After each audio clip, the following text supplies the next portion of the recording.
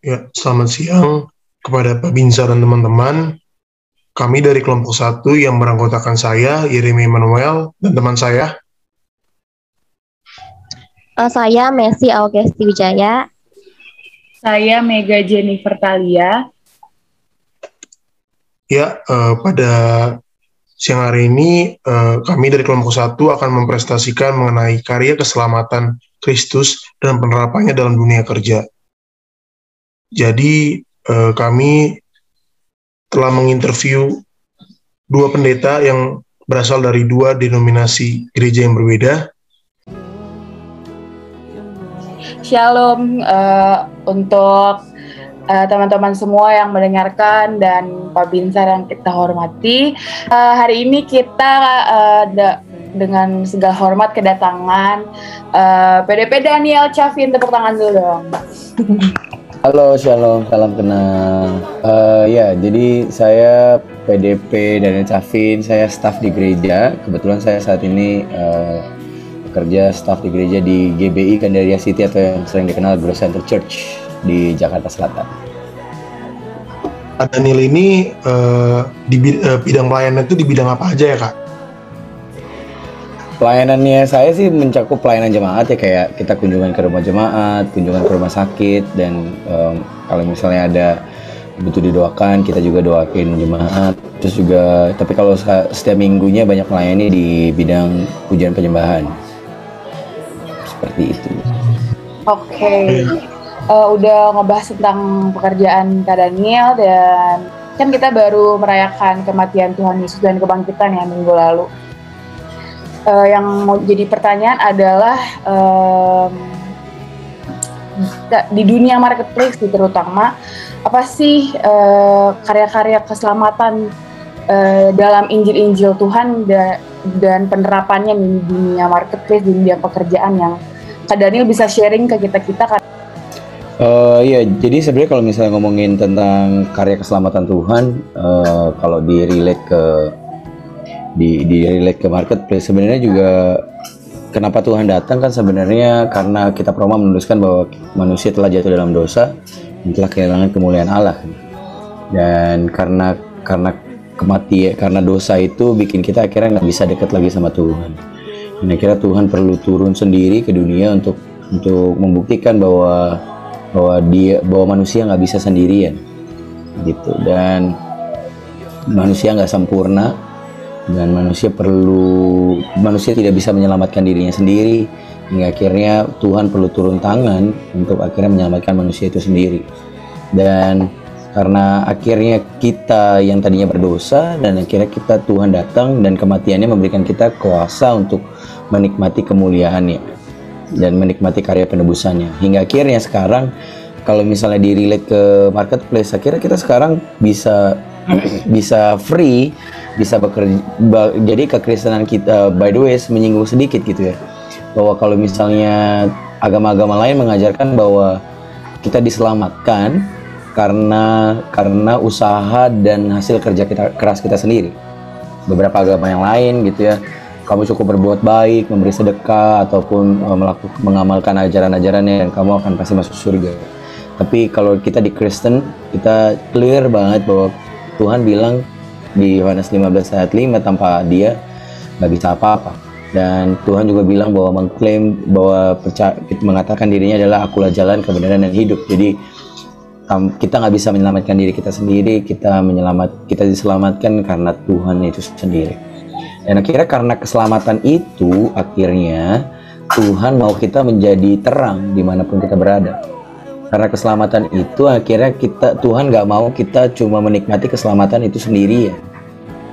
Hingga akhirnya, makanya di dunia marketplace dimanapun kita berada, Tuhan mau kita untuk mengabarkan kabar baik, untuk menjadi terang buat orang lain, untuk mengabarkan bahwa ada kabar baik, bahwa orang-orang yang belum menerima keselamatan bisa menerima keselamatan.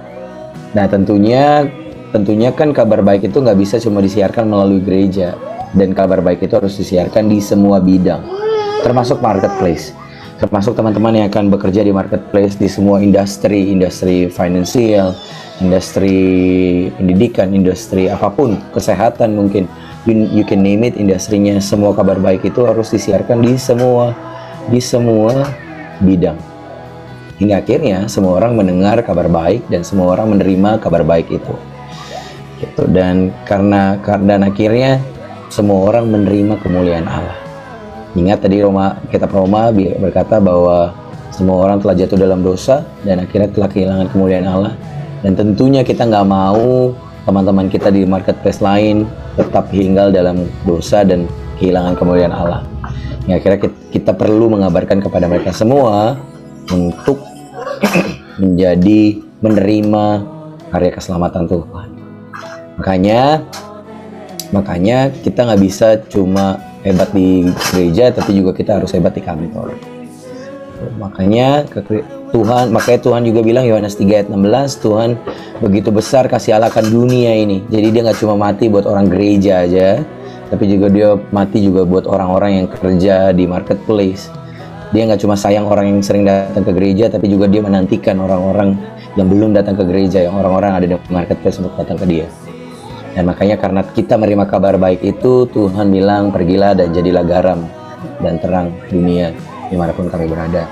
Nah, makanya Tuhan menutup sebelum dia balik ke surga, dia menutup firman-Nya dan pesannya dan perintahnya buat murid-muridnya bahwa pergilah jadikanlah semua bangsa muridku.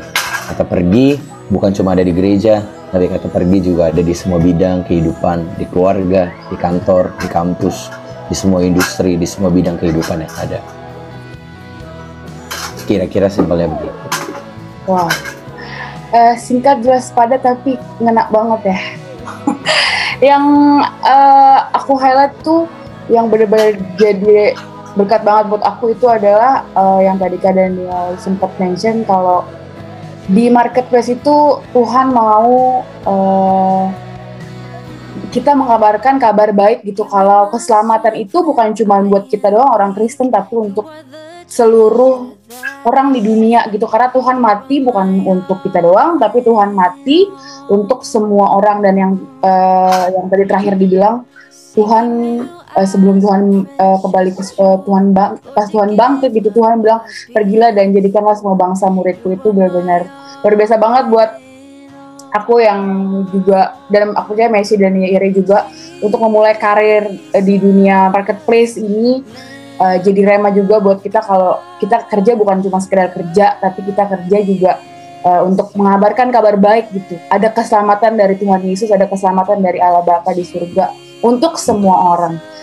Wow, keren banget. Makanya kalau boleh nambahin lagi dikit lagi, makanya terakhir Tuhan, salah satu firman Tuhan juga ngajarin bahwa kalau 3 ayat 23 bilang lakukanlah segala sesuatu untuk Tuhan. Jadi waktu kamu kerja, waktu kamu kejar klien, waktu kamu ketemu klien, waktu kamu ketemu dosen, lakukanlah semua untuk Tuhan. Tentu kenapa kita melakukan untuk Tuhan? Karena kita tahu Tuhan udah mati buat kita, dan kita tahu hidup yang Tuhan kasih jangan sampai disia-siain. Oke. Luar biasa banget Kak Daniel, walaupun singkat tapi memberkati banget buat kita bertiga pastinya, dan buat semua orang yang nonton ini. Shalom, shalom, saya Ina dari Bogor. Sebelumnya saya akan menyanyikan satu lagu, refnya saja.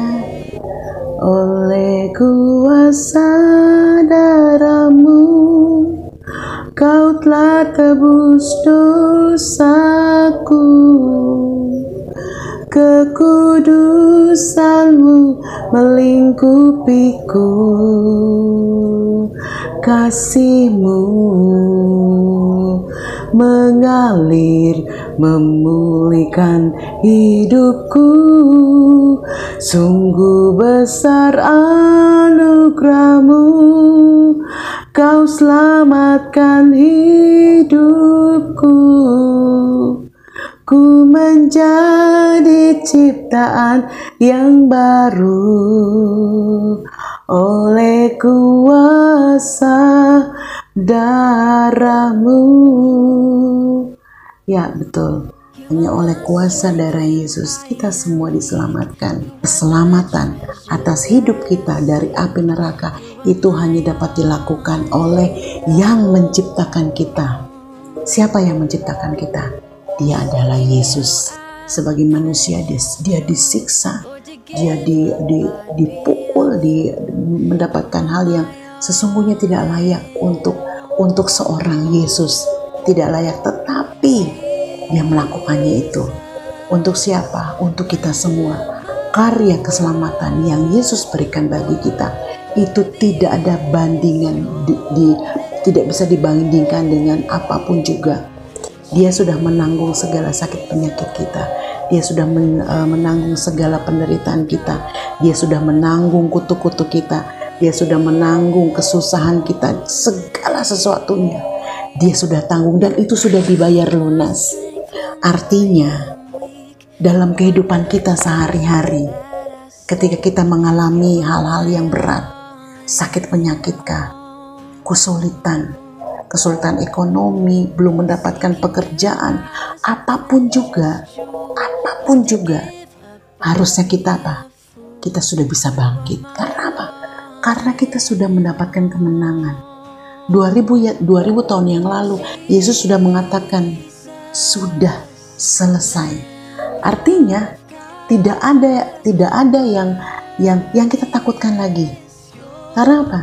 Dia sudah membayar lunas dan hari yang ketiga dia bangkit. Bangkit itu tanda apa? Tanda kemenangan atas hidup kita. Jadi pengorbanan Yesus yang begitu besar itu hanya apa? Hanya untuk kita.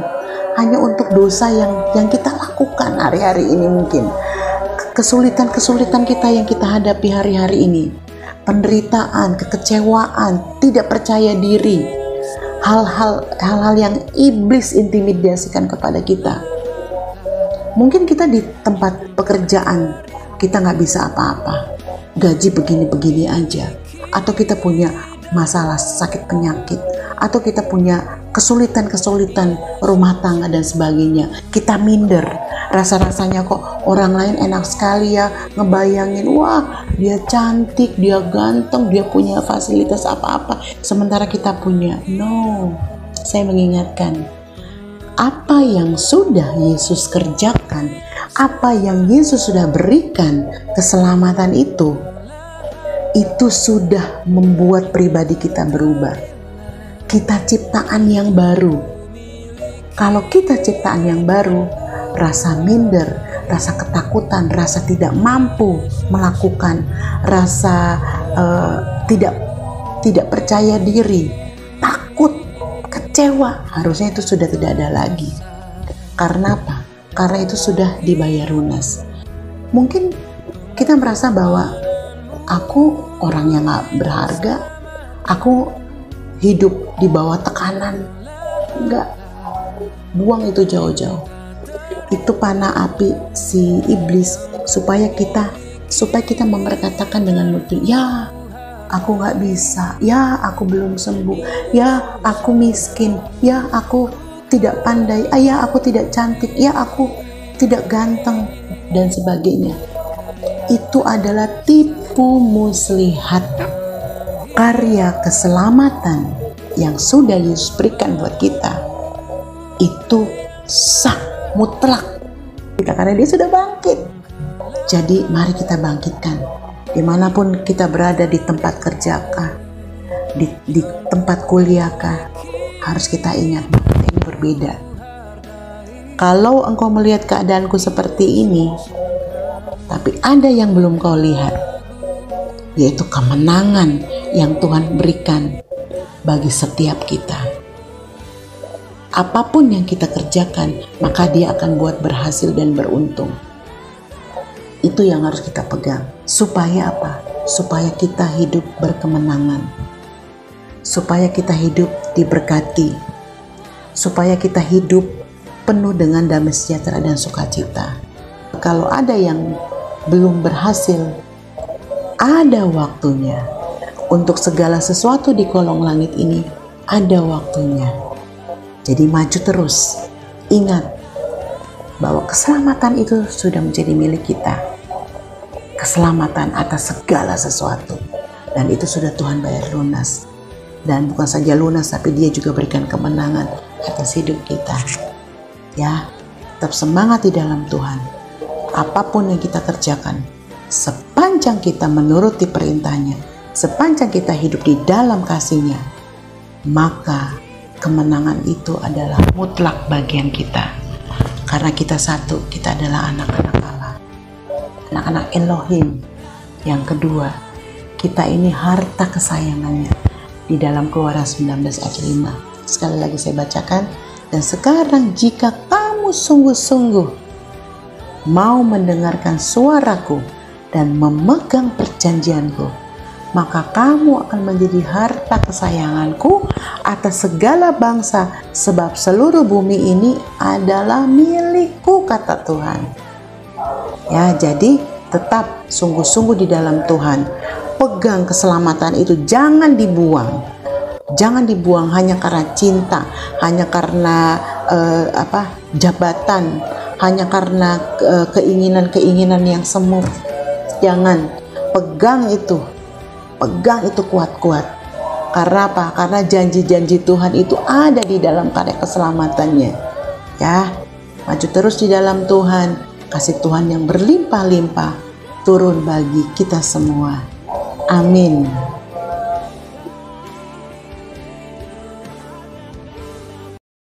Refleksi pribadi saya dari interview dengan dua narasumber yang sudah kita dengarkan tadi adalah karya keselamatan Tuhan Yesus dalam Injil-Injil dan penerapannya di dunia kerja atau di dunia marketplace itu Tuhan mau kita mengabarkan kabar baik bahwa keselamatan dari Tuhan itu tersedia bukan cuma buat kita anak-anak Tuhan, tapi untuk semua manusia di dunia ini.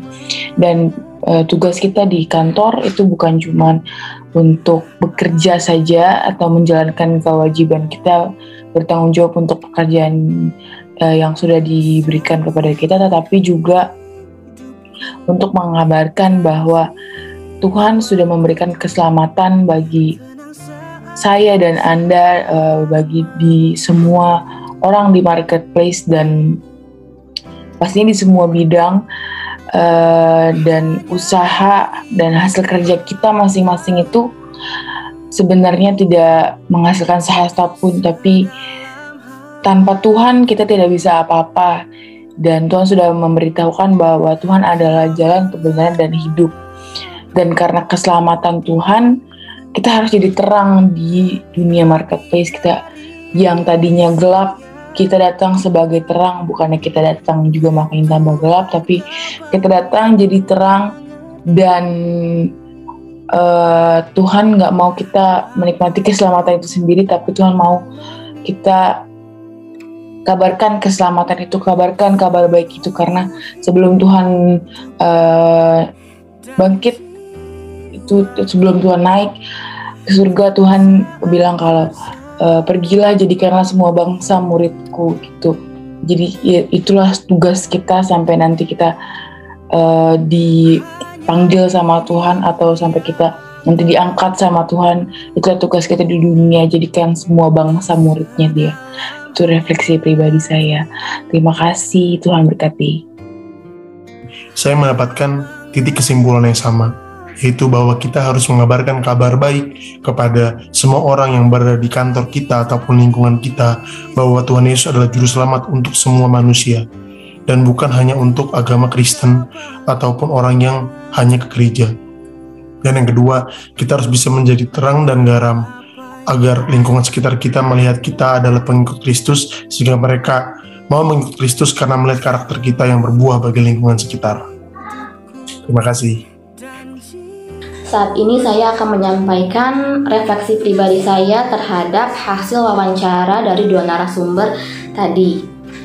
Tuhan Yesus Kristus 2000 tahun yang lalu telah mengorbankan nyawanya di kayu salib. Setelah itu Tuhan Yesus itu bangkit pada hari yang ketiga dan naik ke surga, duduk di sebelah kanan Allah Bapa yang Maha Kuasa. Kebangkitan Tuhan Yesus merupakan kemenangan untuk setiap manusia. Dan keselamatan yang kita terima saat ini merupakan kasih karunia dari Tuhan saja. Dengan kebangkitan dan karya keselamatan Kristus, kita telah memperoleh kemenangan, yaitu kemenangan atas dosa, kemenangan atas maut, kemenangan atas sakit penyakit, kemenangan atas kutuk, dan kemenangan atas segala macam pencobaan yang kita alami saat ini. Kita seharusnya menjadi pribadi yang taat dan berkenan di hadapannya. Dengan cara apa? Kita bisa lebih memahami apa maksud Tuhan tuh dengan cara membaca Alkitab setiap hari, dengan cara menerapkan kebenaran Alkitab setiap hari, dan juga kita bisa kenal lebih dalam lagi dengan Tuhan Yesus. Nah, sebagai generasi muda, sebagai generasi penerus bangsa, sudah seharusnya keberadaan kita sebagai orang percaya ini tuh memberikan dampak yang baik bagi lingkungan sekitar, khususnya di dunia kerja. Dapat kita lakukan dengan cara kita melakukan pekerjaan seperti untuk Tuhan Yesus. Kenapa? Karena kalau kita melakukan setiap pekerjaan untuk Tuhan Yesus, pasti kita akan melaksanakannya dengan maksimal, dan orang yang menerima hasil dari pekerjaan kita pun pasti akan senang, dan mereka pasti lihat bahwa wah, ini anak-anak Kristus ini ternyata beda ya. Anak-anak Kristus ini ternyata memiliki ketaatan, memiliki kebaikan, memiliki karakter Kristus dalam dirinya, sehingga mereka boleh melihat bahwa ada Tuhan Yesus di dalam diri kita, dan mereka boleh terberkati dengan adanya kita. Untuk itu, keberadaan kita sebagai terang dan garam dunia itu sudah seharusnya membawa berkat dan membawa teladan yang baik untuk lingkungan sekitar. Karena Tuhan Yesus sendiri telah memberikan teladan yang baik untuk kita. Jadi kita harus melaksanakan dan berkaca pada tindakan yang telah Yesus lakukan. Selain itu, kita juga harus membawa jiwa sebanyak mungkin kepada Tuhan Yesus, karena Tuhan Yesus telah memberikan suatu amanat agung kepada seluruh umatnya, kepada setiap orang percaya, bahwa kita harus pergi dan menjadikan seluruh bangsa murid Tuhan Yesus. Jadi kita nggak boleh malu akan keberadaan kita sebagai orang Kristen. Justru kita harus berani dan kita harus bersaksi tentang karya keselamatan Kristus, karena kita ada sampai saat ini itu semata-mata karena kasih karunia Tuhan Yesus, itu semata-mata karena kemurahan Kristus. Untuk itu kita harus selalu hidup taat dan berkenan di hadapannya. Terima kasih. God bless you.